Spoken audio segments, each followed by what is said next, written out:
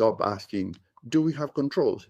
Probably you have controls, but start asking these other questions. Number one, decide which controls are truly material. And the Financial Reporting Council guidance explicitly highlights the determination of material controls and the declaration of effectiveness. Everything is called important. Nothing is being governed properly because everything is in red. So what exactly is the effectiveness of these controls? You have to make it very clear which is at least your traffic light, which is green, amber, and red. Number three, treat cyber as a governance issue, not a technical side conversation.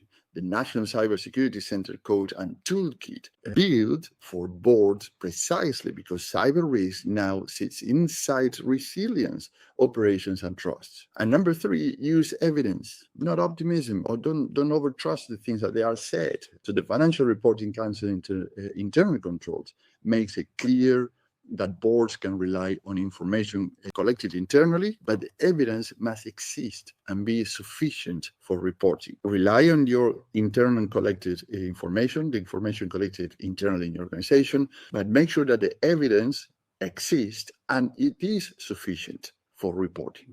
I'm repeating this like a parrot because actually these are things that actually are very simple to say, but when you go into practicalities, they start to get very complex. Stop asking, do we have controls? Probably you have controls, but start asking these other questions. It is material, it is owned, it is tested, and it is evidenced. And by the way, I mentioned materiality a lot of times, so I'm going materiality or material, I am referring to information, events, or items that with significant enough to influence investor decisions or affect a company financial performance. So this is what we call it material, right? So that changed the whole conversation when you start to look into these questions.